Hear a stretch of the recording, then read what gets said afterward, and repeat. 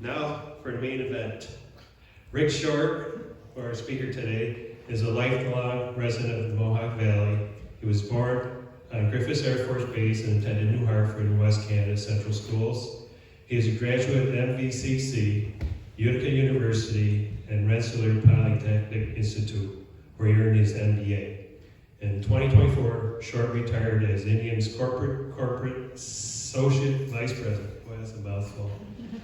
And led the marketing, communications, international sales, technical service, and environmental health and safety departments, and also served as company historian.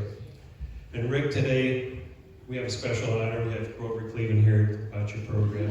So, without further ado, Rick Short.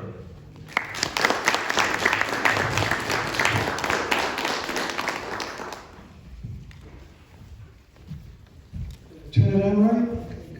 Yeah.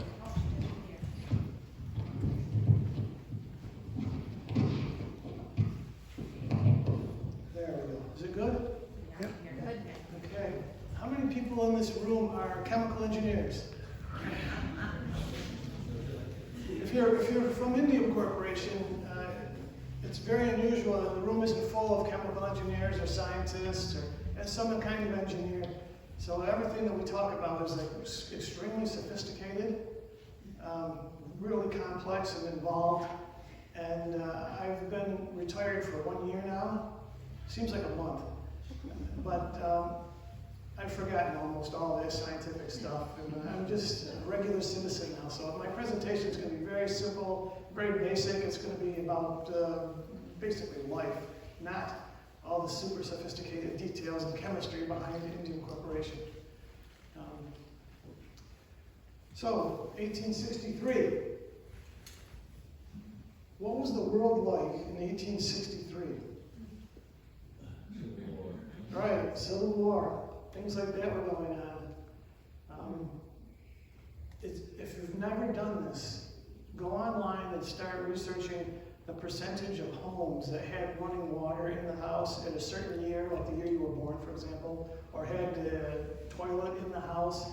It's amazing. Just in my lifetime, the percentages are so low back in the day. Imagine what you didn't have back then. It was a rugged time. Science was relatively Stone Age. And yet, these two guys in Germany were scientists. And they did a lot of research on material science. Not the science of building a bridge or looking at the stars, but material science, the things that surround us, and the materials that we make from the things that surround us to build other things. And these two guys in Germany were doing some research on zinc. They were trying to learn about how to purify zinc and refine zinc. And they noticed that there are, just like every other metal that you start taking out of the earth, there are some impurities, and they were not just, impurities are sometimes bad when you're trying to get a pure material, but the impurity can also be a good thing if you can get enough of it, because then you can find one material that brings another material along with it, and you get two products for the effort of one. So they were looking for thallium. Is there any thallium that's associated with this zinc that we're pulling out of the ground? If they could find that, they had a use for the thallium. They could really start becoming heroes. And they weren't finding it. They kept searching a sample of zinc and not finding this other thing that they were hoping was coming along with it, thallium. But in their spectrographic analysis, they kept detecting what looked like another element, but it didn't exist. There was no such element. And every time they were analyzing this group of zinc ore samples, this appearance kept showing up on their spectrograph. And finally, it occurred to them, it was another element. It was just an element that wasn't discovered yet. And what they had done in 1863 with this very crude equipment was they had discovered the existence of a metal called indium. And because they are pure scientists, pure research scientists, they didn't really care about that. What they cared about was being famous for the people who discovered indium.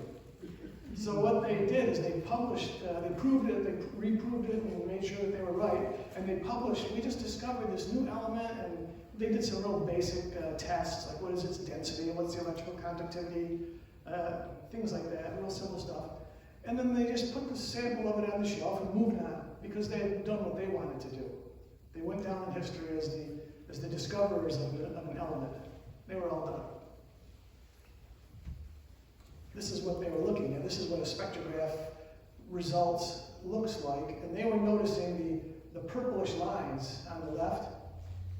And indium got its name because it wasn't really purple. It was this shade of purple. So they named it indium after indigo. And that's how indium got its name.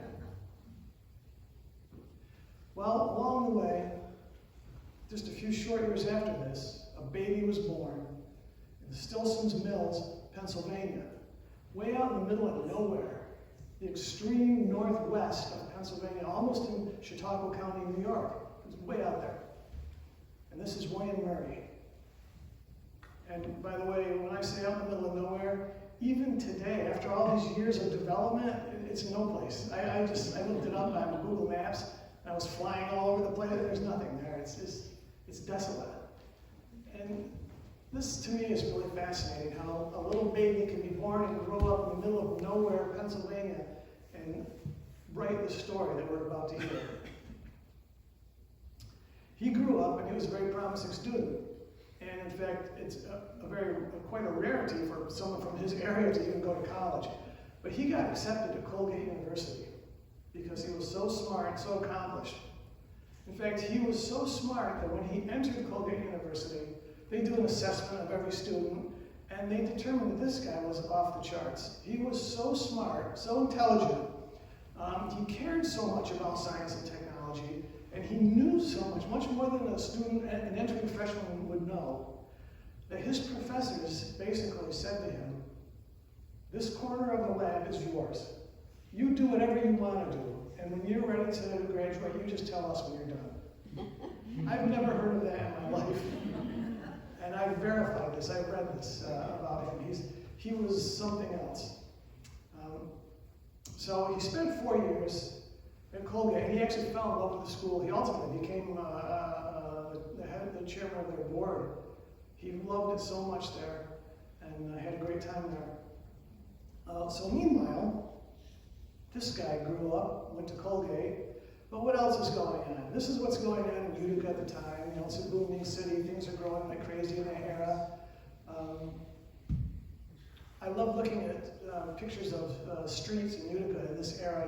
It's so surprising to see it, like Bleecker Street with dirt road. It's just crazy to see that. And this wasn't much different back then.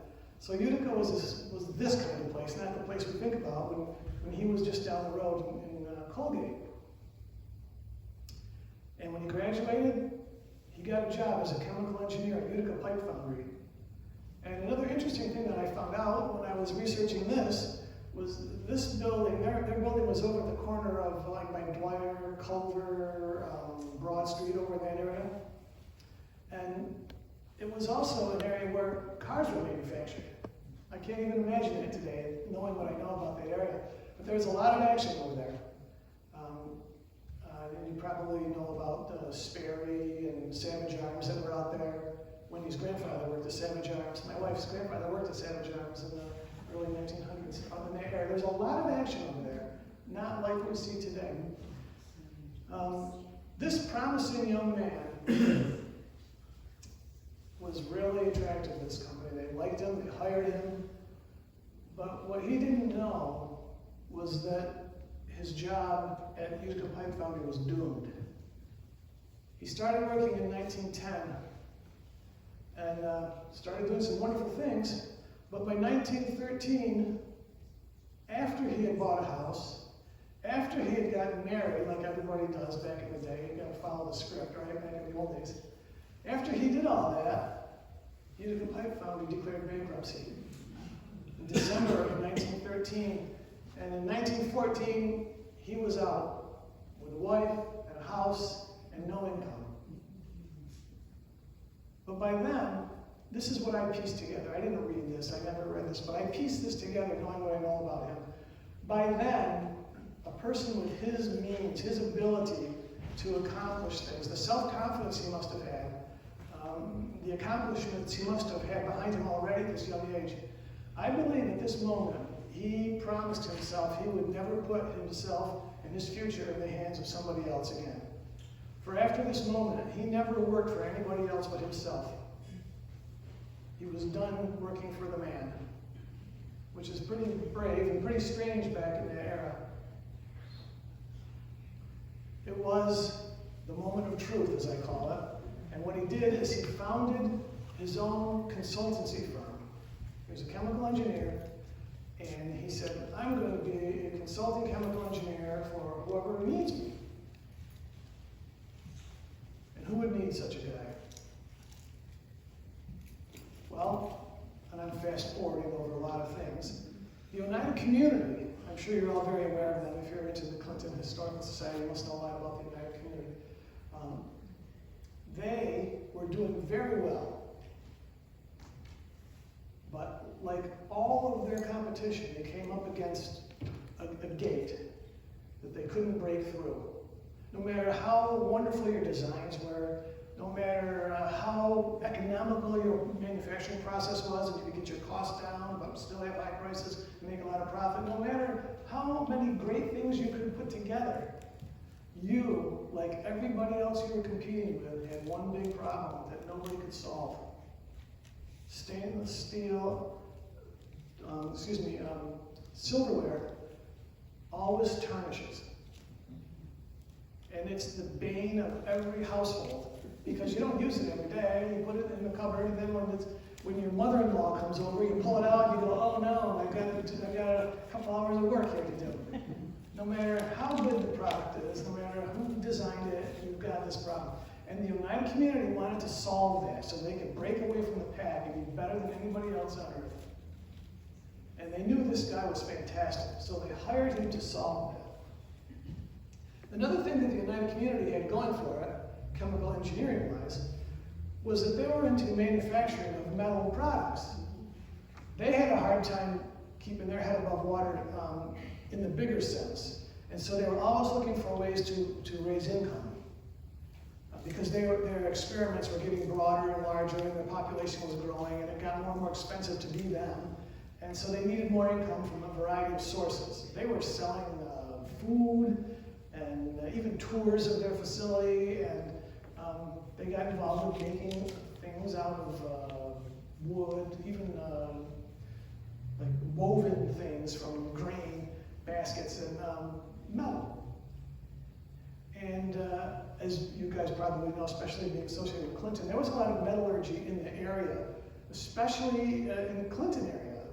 There was an iron mine, at least one. There were several iron mines, I think, small around here, and people were extracting iron from the ground. And then there were little businesses around in the Franklin Springs, Clinton area that were processing the metal and doing different things with this iron, which then could be made into steel. And so there was a lot of action going on, which meant that there was a supply of steel for the Oneida community to use to make animal traps. And they got the idea from another company that made animal traps. They didn't invent the idea, but they said, we could do that, we could do it better than them. And so William Murray went from being a chemical engineer to a person who is now hired as a consultant by the Oneida community to be involved in a deeply metallurgical process of trying to eliminate the tarnishing of silver, while meanwhile, next door in the next building, they're working with iron and metals and making things. And he got involved in this world of metals, and it suited him because it made a lot of sense to him, and he could figure out a lot of problems. He started solving problems all throughout the company, and they loved this guy. Not just the silverware, but everything metallurgical that they were involved with, they started dragging him into. And he would solve problems left and right. And they said, we want to hire you to be our director of research. And he refused because he said, I'll never put my fate in someone else's hand again. And they begged him, and they threw all sorts of things at him to stay and be their director of research. And he says, I won't be hired by you to be your director of research. So they did something they never did before. They said, can we hire you as a consultant to be our director of research? And you work for yourself, and you don't work for us. You work for yourself. We'll just pay you as a consultant. And he agreed to that. And he spent 15 years with them doing all sorts of things.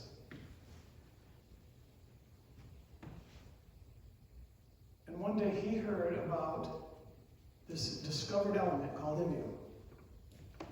And he quickly reached out to the scientists at the Fraunhofer Institute in Germany and said, tell me everything you know, tell me everything you've done. I want to buy some of this material from you so I can touch it and work with it myself. And they disappointed him tremendously by saying, we really don't know anything. We discovered it, we did a couple of basic tests, then we parked it on the shelf, and we went on to other things. And he said, well, can you just at least sell me some? And they said, we've only managed to extract a few grams of it. There's literally like a thimbleful of it on the shelf. We haven't extracted it from any place else, so we've got nothing to give you. And he begged and pleaded, and they actually did some work and got some more refined out of their source, the zinc. And he got some over here into the United States, and he started doing more detailed and sophisticated tests. And he said, this is very, very promising. It's unlike any other element I've ever seen, obviously, because elements are all unique. And just maybe this could be a way to help solve this tarnishing problem. And so he said, I've got to get more. So being the passionate scientist that he was, he spent about 3 years traveling the western part of the United States, going from mine to mine, looking for zinc that might contain byproduct indium that he could refine himself and extract and refine and start working with it. And just like the beginning photo I showed you about how rough life was in the United States, this guy was traveling around the western part of the United States when there are many times not even roads where he was going, or just simply trails through badlands, and no Motel 6s and no cell phones, no pay phones, really bad hotels, and he spent years doing this. And every time he would find something promising, he would have to ship a sample of it back to his research team in New York State to test and verify if it was what he hoped it was. Can you imagine how long that took? There was no FedEx. And then they had to get the results back to him, and he was moving around, so it was probably very hard to even find where he had moved on to. But he persisted because he believed in it so much and was so excited about what he had learned and what the possibilities for applying indium to eliminating the tarnishing of silverware. And who just had me? I think I pushed the wrong button. There we go. A flurry of activity ensued at this point. It was almost like magic. William Murray was so enamored and excited about the possibilities of the application of indium, if he could only learn more about it, and working for a company that really cared about a breakthrough and was really helping push him to do more, find more. And you go down this list, and you start seeing all the crazy things that he started doing while he was out on the road, and then coming back to the Oneida area. And it quickly leads to, this is so promising, we've got to bring in an extractive metallurgy company called Anaconda, and we've got to get them to go find it for us and help us with the supply side. And we've got Oneida Community, and they've got the demand side, what customers want. And if we can just put the supply and the demand together with the technological breakthroughs, this could be big business. And some interesting names pop up now. You start reading these names, and when you start reading these names and digging into the research, you start finding these are really smart people. They all work for, most of them work for the Oneida Community. And you can see this team of really capable and really accomplished people and companies all coming together at the same time. Because William Murray was passionate about solving this problem and about the possibilities of application of indium metal. And it just goes on and on and on. leading to patents, research breakthroughs, more patents, interesting applications, kind of rudimentary basic applications of what indium could do, claiming the land by patenting every discovery and every invention that they made so they could sort of own the space. Remember, nobody in the world had done any work with indium besides discover it. So this was an unwritten book, basically. So he was patenting everything he could do about indium to protect the space so nobody could come in and start competing with him, while he was making tremendous breakthroughs. And this leads us up to 1934, when some people say on his dining room table, other people say in his barn, he founded the Indium Corporation. And at the beginning, it was a combination of the supply side, the Anaconda Mining and Mineral Company, and the United Community, supply side, the demand side, and him, the research side. So it was the three basic owners of the Indium Corporation. But for a variety of reasons, William S. Murray bought the other two out and owned the company himself and ran it out of his house. You can see his home on the left, the barn on the right, and his first employees. One of the things that I'm very proud of our company, I say our company, I've been retired now for years, so it still feels like mine, but I don't work there anymore. His first employee was a woman. He is a chemical engineer in a highly scientific world in an era where it is exclusively reserved for men. It's just the way it was. And this woman, Maria Ludwig, was so smart and so capable that he let her run the business and do all the communication with the supply side for him, his suppliers or his customers. And she had to sign everything M.T. Ludwig, or they wouldn't write it back to her, they wouldn't talk to her. So I've had a lot of letters and telegrams to M.T. Ludwig, but never revealing that it was a woman. But he didn't care. Like all good scientists, things like that don't matter. It's just, what do you know? What can you do? What can you help us accomplish? How smart are you? How clever can you be? And that's all he cared about. And I love that about our company. And today, when you go to the Indium Corporation, that philosophy is still true today. You'll see who's the head of our R&D department. It's a woman. Not because we want to have it as a woman, because she's really smart. It's that simple. It's a good place to be, and I always like that aspect of the company. But it was still tiny. I mean, you've got a barn and two or three people around at any time. But he was doing tremendous work right out of his home in Utica, which is where he bought a home. He got married when he was working for the Utica Pipe Foundry. So the Indium Corporation center shifted to Watson Place in Utica.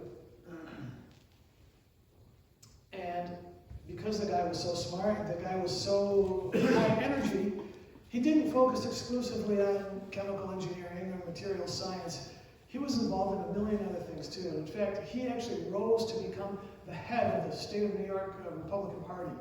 He was so active in community affairs and that sort of thing. So he was not just a simple one-faceted person. He was a very interesting guy. He rubbed shoulders with a lot of people throughout the country at an interesting time, because you can see what's happening here. We're leading up to World War II. And not only was he a tremendous scientist, very accomplished, but he was starting to become well-connected.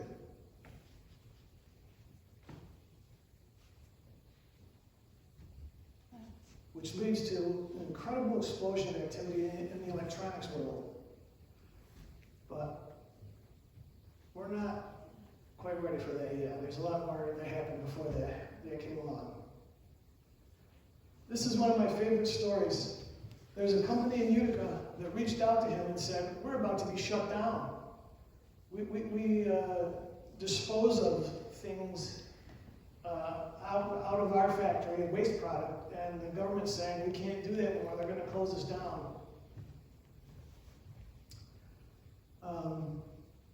We're one of the things that was used was milk.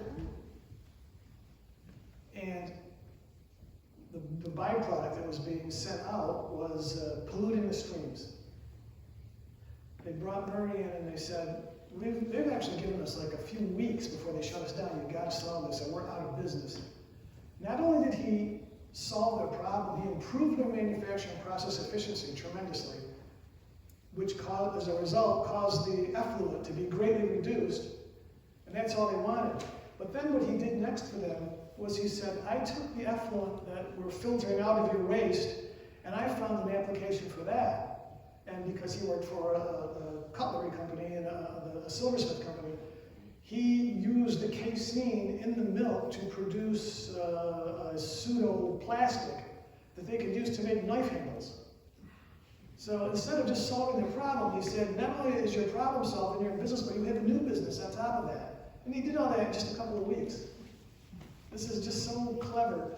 And as I said a minute ago, to this day, Indium Corporation is full of people that do things like that. They don't just solve a problem, they think of other things, ways to add extra value. This philosophy is still alive today.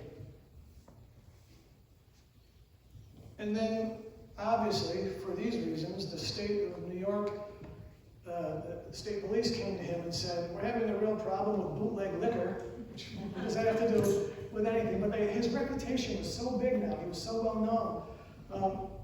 People are being poisoned by bootleg liquor, and our state police officers want to have some kind of handheld test that we can do out in the field to determine if it's methanol or ethanol that's being produced. One of them kills people, and one of them gets you drunk, and nobody knows the difference until it's too late. But we need to test right away. And in a very short time, he developed a field test that was very simple that a state trooper could go out and test things with. This is just what he does for fun on the side. So you can imagine the kind of company that this guy would create, right? With all the variabilities that were out there, that he just took it in stride, and he had such a wide interest and such hunger for new ideas, and he loved solving problems, which led to the creation of increased space for his research and development laboratories. He was making things, but more than anything else, he was concerned with the research and development. So, by the way, not this exact lab, but this exact room is still in use today in our company today. But back to metallurgy, which seemed to be a real common theme in the early days. He kept coming back to metallurgy. As we're all aware,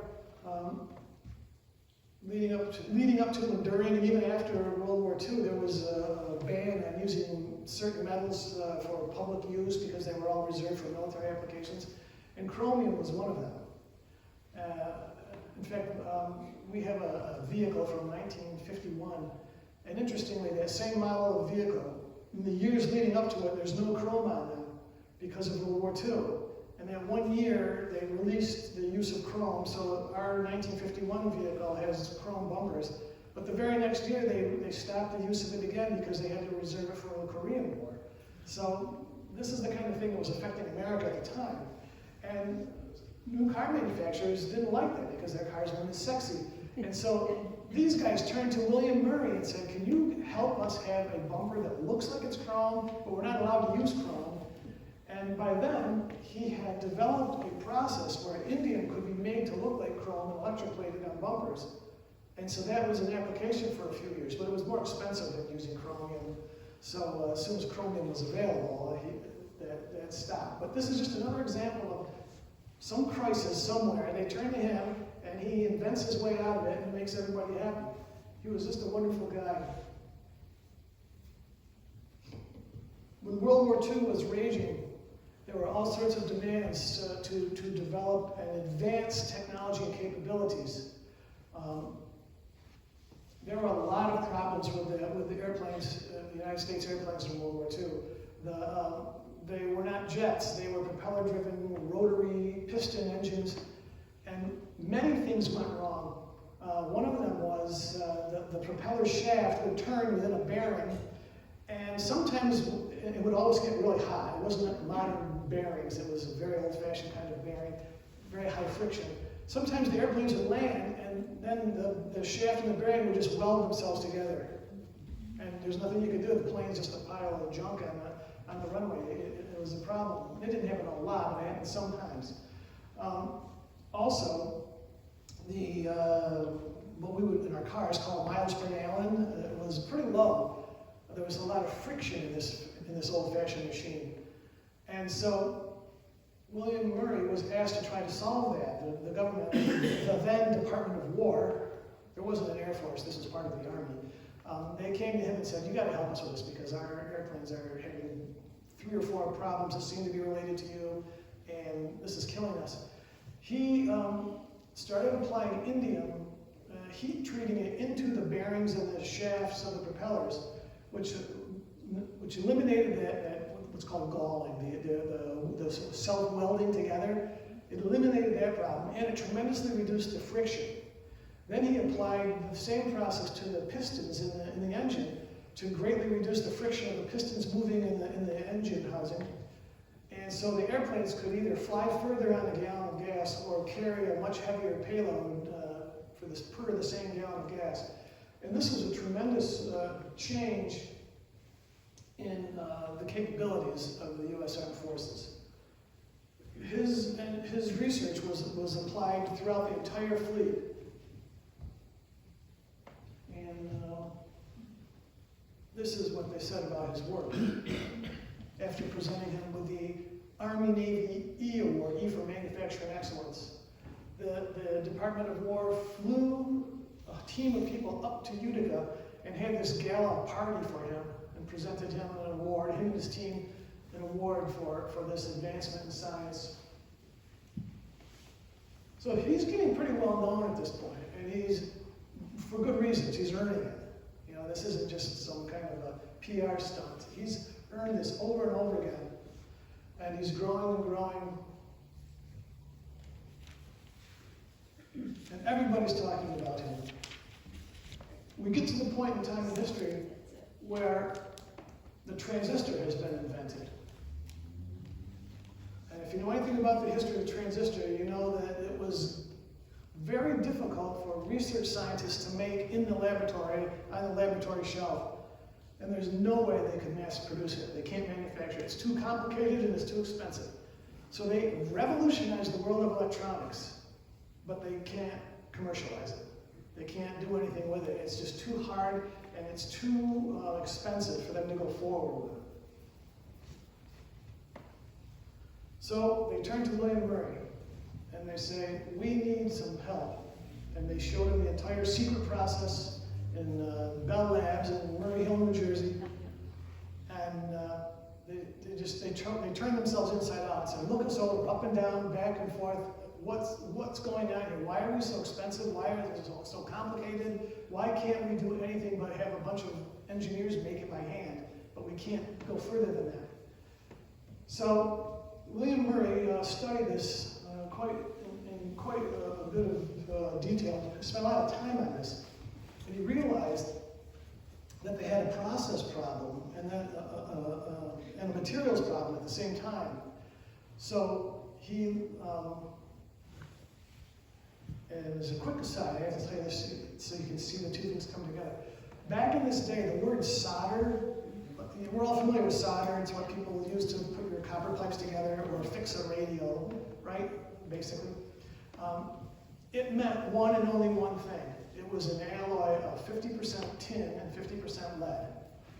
So if you say solder in that era, you just said 50-50 tin lead. And that's the paradigm. You don't even think about it. That's just the way it was. So that's what they were using to solder together these little wires and things to make a transistor. And William Murray said, there's one of your problems, is when you put this thing together, you're destroying it, some of its capabilities by overheating it. And they said, well, that's what temperature solder melts at. We got to heat it up to make the joint, make the connection. And then it damages the rest of the components, and we're really having a problem with that. And I don't know how this happened. I don't know why nobody thought of this before, but that's what paradigms are. You just keep knowing the truth, even though it may not be the truth. William Murray said, why don't we substitute something for tin or lead and change the physical properties, including the melting point of your solder, to allow you to solder at a lower temperature? And that was like blasphemy. That's the devil talking, right? It doesn't make any sense.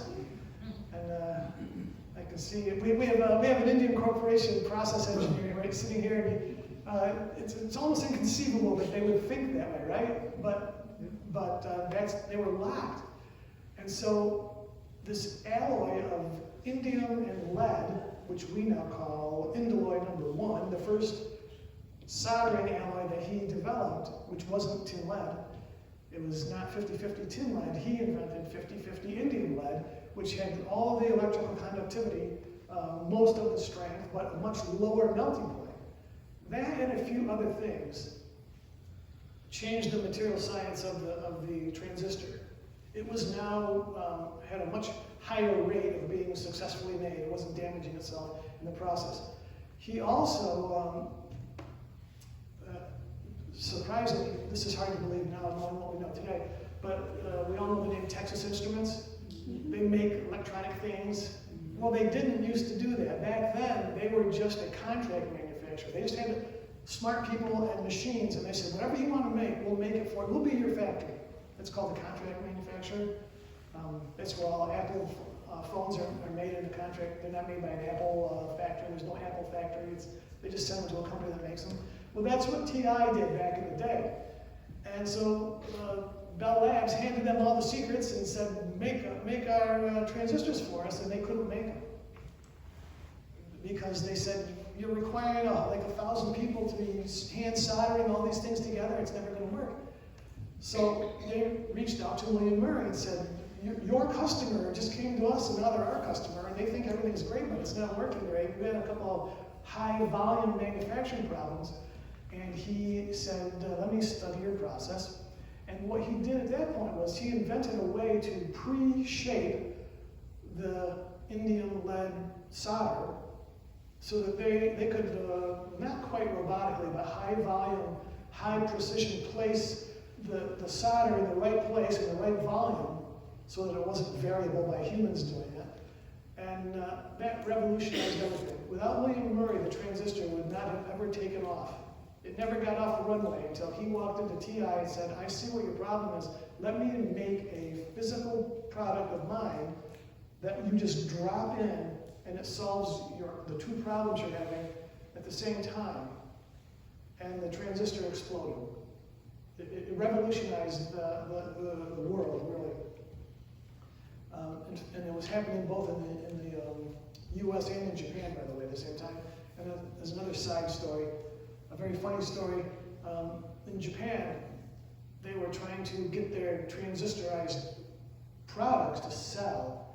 And one of the ways that they did it is they told all their customers that you can take a radio, something this big, and you can walk around with it in your pocket, which was crazy, right? And the customers couldn't believe it. And in fact, it wasn't true. They could shrink the radio down, but it just quite wasn't the size of a pocket. So what they did is they went to a tailor and they had shirts made with a slightly bigger pocket. And they did their demonstration, and then all the engineers pulled one out of their pocket. And very quickly they got it down, but that's just a funny story. Well, engineers can be a little bit slippery, right now? Maybe marketers, right? So, electronics. That was Indium Corporation's entry into the world of electronics. We don't really think of ourselves too much as a mechanical manufacturing company, though we are. We think of ourselves as a manufacturing company that mostly supplies to the electronics world. Our roots were really very mechanically oriented, but we walked into all these different rooms with all these different needs, all these different businesses and industries with problems, and we just started solving them left and right. And what started happening was, because of the transistor, the electronics revolution happened. The number of electronic products in your house in 1940 and in 1970, it's radically different because of the transistor. Now, just like William Murray's first job, like the Phoenix, it rose and then it crashed, then it back up again. The transistor story is just like that. The transistor exploded, it was fantastic. Everybody has transistor this, transistor that. But then some wise guy invented the semiconductor, right? Transistor, everything about transistors died because the semiconductor world was much more expedient and more capable. And to a lot of companies that was a problem, but to William Murray, a creative inventor who just loved the challenges, this just opened up 1,000 other doors for him. So, as a metals-based chemical engineering problem-solving company led by William Murray, we went from just being all about indium metal, pure indium metal, to indium alloys, to similar metals like gallium and germanium and tin. Then we started making plating solutions to plate indium onto things like the bearings and the shafts of airplane propellers and the piston rings and pistons of cars and a variety of other things. Even out of the world of metals into inorganic compounds, like compounds of indium, like indium hydroxide, indium chloride, for example, with a wide variety of applications, and eventually over time, even into things like polymers and other materials. And by this time in his life, in the life of the company, Indium Corporation, William Murray was getting old and tired, and he was quite a smart guy and a very active guy, so he had a good reason to retire. He wanted to spend all of his time at his camp on Oneida Lake. He loved it out there. And these are the last known pictures that I know of him. And he retired, he consulted with our company, but he spent almost all of his time with his family, including his daughter, who was my wife's second grade teacher, third grade teacher. You didn't know at the time that your future husband would work for her father. Small town, right? We're all connected. And I went back to his house, and it looks surprisingly similar to what it was from the early pictures of the founding of the company. It's still on the corner of Sunset and Watson Place. You can drive by and find it. The world was a very different place back in Murray's days. Things were simple. Developments were much slower than they are today because there were just fewer people working on things, and everything was limited. The technology, the equipment, communication, et cetera, et cetera. It was very hard to be him. It was hard to learn and see and know and come in contact with things. Today, things are tremendously different for us. The things that Indium Corporation does now are all about material science. It's all about advancing the world's leading problems. When I talk to college students or high school students, usually the first question I ask them is, can you name for me the world's leading technology companies? And what do you think they say? Apple, Intel, NASA, Tesla, Samsung, on and on, right? There has not been a college student or high school student nor anybody in this room who has named a company that isn't Indium's customer. We literally focus on the world's leading technology companies as customers because that's where the knowledge is. That's where the frontiers are. We're not happy making a small profit margin down at the bottom of the food chain. We want to be at the leading edge where it's almost impossible, where it's so hard and frustrating to work, where you've got to invent something and create something almost every day, and your customers are the smartest people on the planet. And that's where Indium Corporation loves to be. Now, of course, we have a range of products and a range of applications, but so much of our energy is out on the frontier where we learn and learn and learn. I talk to some people, and they go to work and they say, oh, I do the same thing every day. And if you work at Indium Corporation, you don't know, I mean literally, you don't know what's going to happen today. Every day there's some new request from a leading edge technology company, and they themselves tell you, we don't know what we're doing. We can get most of the way to where we want to be, but we don't know how to solve this problem. We can't get over this hurdle. We need your help. We know you. We know you do this. We know you can help us. Just like said to William Murray back in his day. We're stumped, but we know that you solve these kinds of problems. That was your whole career, right? Every day people would come to him and say, we don't know what we're doing. Can you figure out what we're doing and help us? And to us, that's normal. We don't even think that's a weird thing, but it's weird when you sit with your friends on a Saturday and they're like, yeah, I do the same thing every single day over and over and over again. I like that. And we're thinking, oh my gosh, it's so not like what we do. So the people from NASA came to us and said, in this case, we'd like to find out what happens when we use two different metals purification processes in zero gravity. Can you devise a system that will test that and be operated robotically in outer space on the space shuttle? And we just turned to somebody down the hall and said, can you do that? Yeah, I can do that. That's who works at Indium Corporation. That's the kind of things that we do. 2 different space shuttle missions, purifying, zone refining of high purity indium to see the effects of microgravity. What does that lead to? Since the 80s, there was a massive explosion in the growth of Indium Corporation for a wide variety of reasons. But these are some of the things that led to. It led to tremendous growth. Indium Corporation started out with 1 building, 1 man, added a couple more.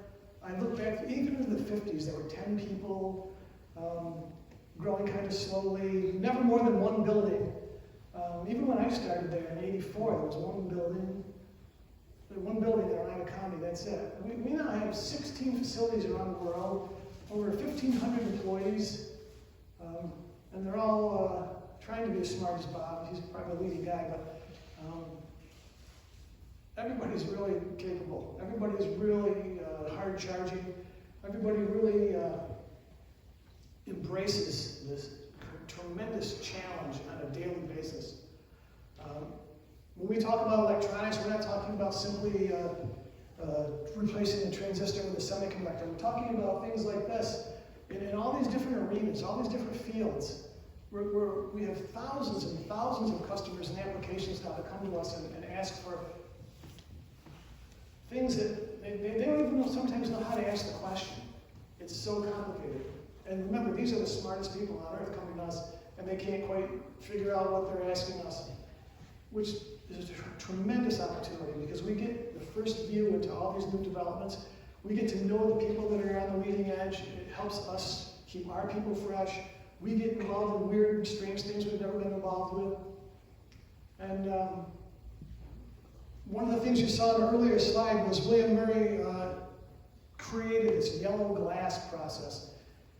He would use indium and do some things with it and make this yellow coating on glass, but it wasn't opaque. It was almost transparent. And he wrote all about it, and he just put it on the shelf because he couldn't figure out what to do with it. And never once could he figure out what to do with it. And that's probably because the other technologies that were necessary hadn't come along yet. And I wish he got to see this because one of his earliest inventions was indium tin oxide, which is that almost transparent yellowish coating on glass. It has been refined to be totally transparent. It is electrically conductive. You can put it on glass, and it is the most looked at material on the planet. Because indium tin oxide is the electrically conductive and invisible coating on all of our touch screens. Every cell phone, every laptop screen, you touch it, what it's doing is it's looking at a grid. Where's the finger and where's the program underneath it? And what did you just tell me to do? Did you tell me to copy or to paste or to go back or to go forward? And back in the 40s or 30s, I'm not sure which, he invented that. He just didn't have a computer to put it onto. And he never got to see that. I wish he had seen what he had done. ITO is used in all of these and many, many more applications. We think of it as a touchscreen material. You look right through it as you're touching the screen. But ITO is also used, look at the jet. They coat the windscreens of high-end cars as well as airplanes. And Remember, you can see through it. It's transparent, but it's electrically conductive. So you can also run current through it. So you can use it to melt the ice off of your windscreen. So if you're in a fighter jet and you're going up and above and below the dew point and you're freezing the water on your windshield and you can't see anymore, and now you're flying blind, these things are just, they come out when your plane comes on, and you can constantly see out the windshield because it's always warm and melting the ice off your windshield. So it's not just about computers. There's many applications for something like ITL. And that's just one of a huge number of inventions and products that we make and sell. Inside of everybody's laptop and TV and radio and car are hundreds of these devices, these integrated circuits in a carrier on your circuit board. We make materials that are used to make the chip that's inside, that's used to mount the chip to the inside of that device, and it's used to attach this device onto the circuit board. And it's used to attach the circuit board to the display or the keyboard or whatever it is you're inputting with. So, like in an iPhone, we're in the phone like 5 different ways. In this laptop, we're in there in multiple ways. It's not just one thing we make. We make so many different things. We're all over the place. In your car, there are so many of our products inside of people's cars. When the 1951 vehicle that we own, the percentage of the cost of your car that's electronics was probably about 1% for that car. And what is it now? It's about 30-something% of the cost of a new car is electronics. So our products are all over that. Some of the world's leading technology companies are automobile manufacturers, and those are our customers. And to do that, we've got a couple of 100 William Murrays now working for us. We've got people all over the world that are just as creative, just as interested, just as passionate. You can call any one of these people 24/7. They'll answer the phone. They love to talk about this. They love to help. We're in all sorts of strange diodes and weird ways of transmitting energy and information. We do research into a wide variety of different applications. We even know we need people. We need good people so badly that we recruit into 9th grade. We stay with students from the time they're in junior high school and cultivate them and keep our eye on them and talk to their teachers about them. And we work with students literally from about 9th grade up and start seeing who's who and what's what. And we bring them in to work with us, and we keep our eye on them. We need to have a supply of interns. And so we have to have a rule that says you can only be an intern one time. But what happens is, if you're a really good intern, you come back again when you want to, and we'll just hire you as a part-time employee. We just keep the person with us as long as we can, and eventually hire them. In fact, this girl on the bottom left started out as a kid, a student, an intern. She became a physicist, and then we hired her. And she knew us, we knew her. The transition is like seamless because they know everybody knows them. This girl was an intern, and she was so smart that almost, not quite, because scientists don't know how to joke very well, but almost jokingly, they said, yeah, everything we give this girl, she's so good at, she's so smart. Why don't we give her the problem? And it wasn't some academic thing. It was like literally a manufacturing problem that we were having that nobody could solve. And they asked her to work on it. They didn't tell her it was hard. They just said, work on this. And she solved it. And heartbreakingly, she took a job at another company when she graduated from college. So she wanted to be in the medical field, but she's an absolute genius. And there's just so many of these interns that are so great. And they get to travel around the world. It's a fun job. They get to go all over the place. Inorganic compounds, it's not just metal anymore. These are used to make computers and blah, blah, blah. All this exciting stuff for me, but not for you. So, any questions about Indium Corporation?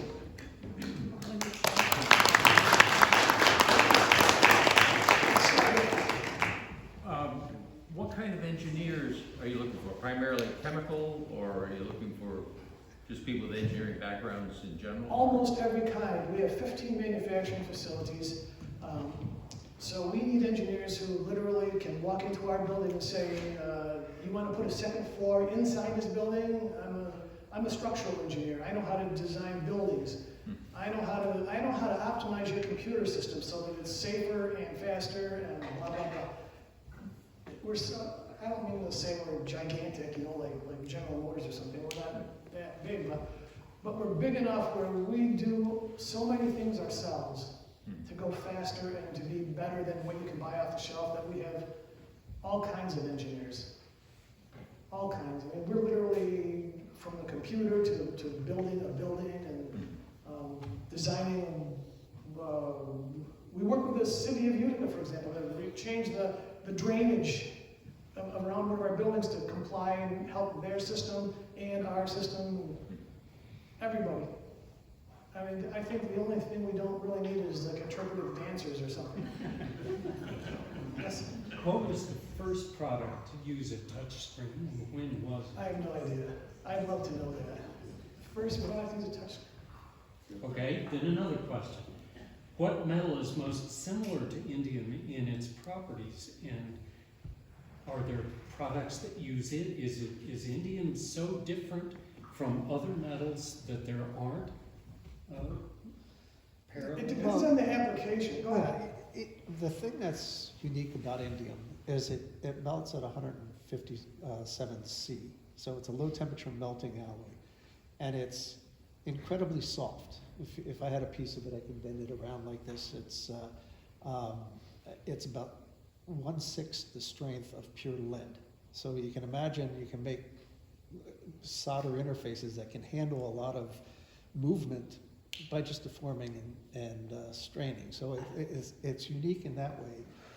But chemically, it's also unique because of the salts compounds that Rick was talking about. The ITO, for instance, is indium tin oxide.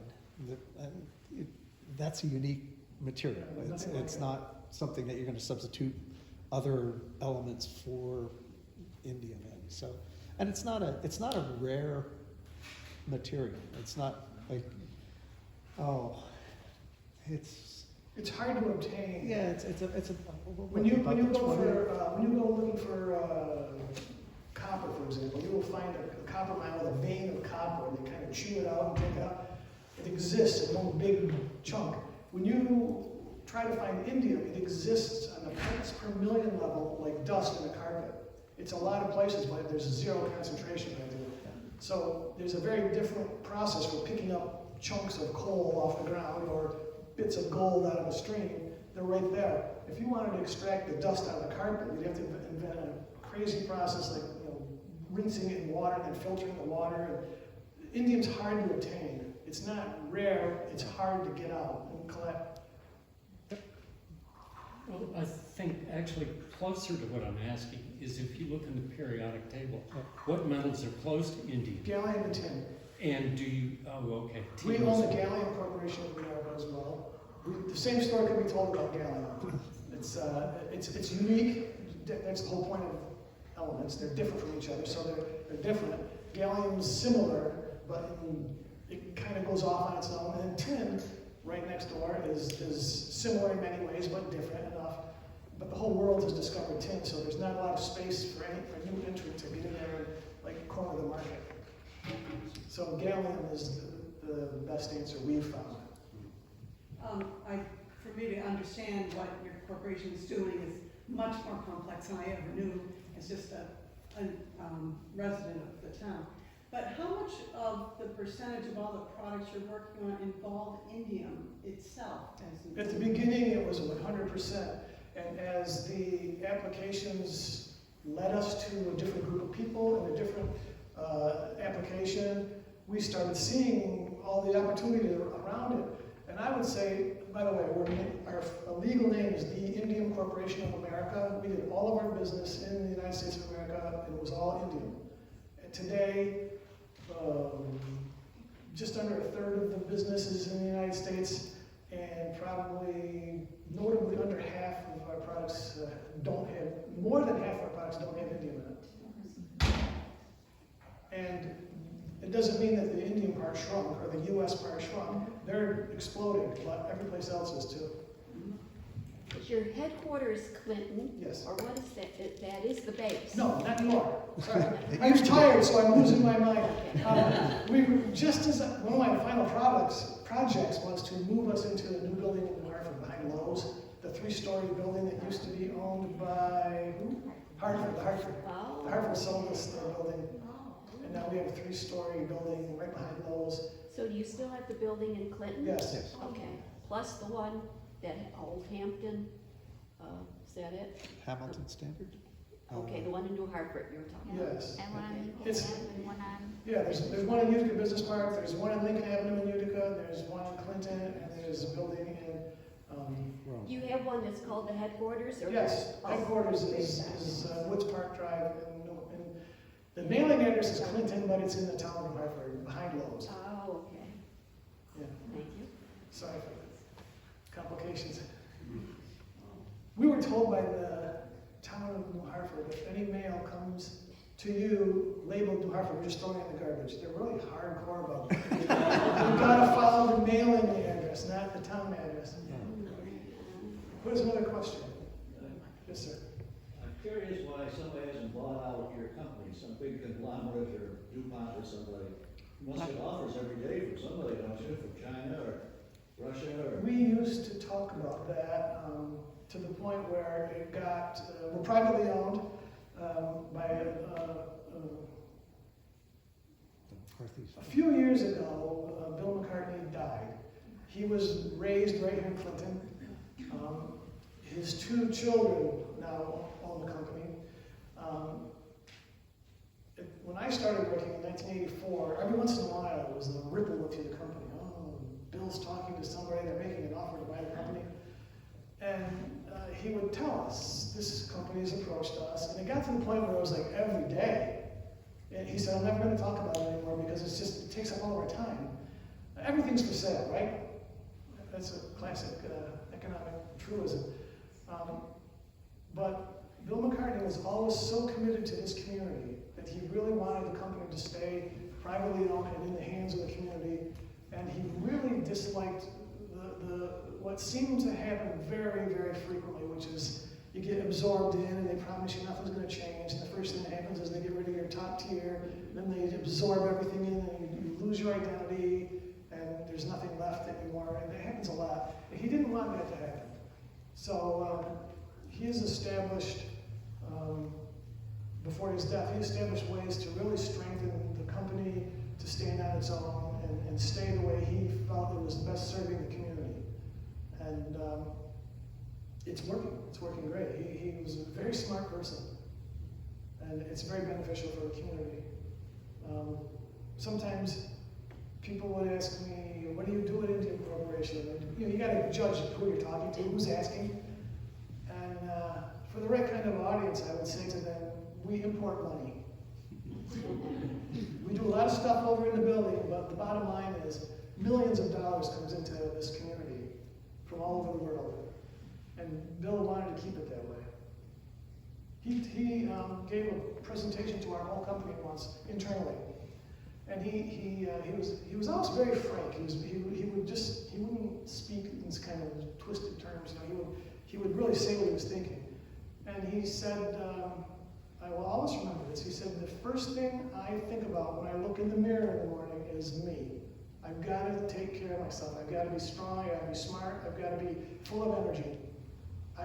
Without that, I'm no good to anybody. So I got to take care of myself. Number 2, when I walk away from that mirror, I have got to take care of this company. This company employs a lot of people. It pays taxes. It brings money into the community. I have to take care of the company. And number 3, before I leave the house, I remind myself, I have to take care of this community. And he told us that many times. This is our job. Take care of this community, take care of this building and company, and take care of yourselves. And so he set things up to the point where it's not seriously entertaining to sell. And I'm sure some insane thing could happen, and it might happen. I couldn't say, but I've been in the room where it happened many times, and it's never gonna happen. So, watch tomorrow's news, right? But I don't think so. He has had so many offers that we agreed, let's not even talk about it anymore. And he was very proud of being from Clinton.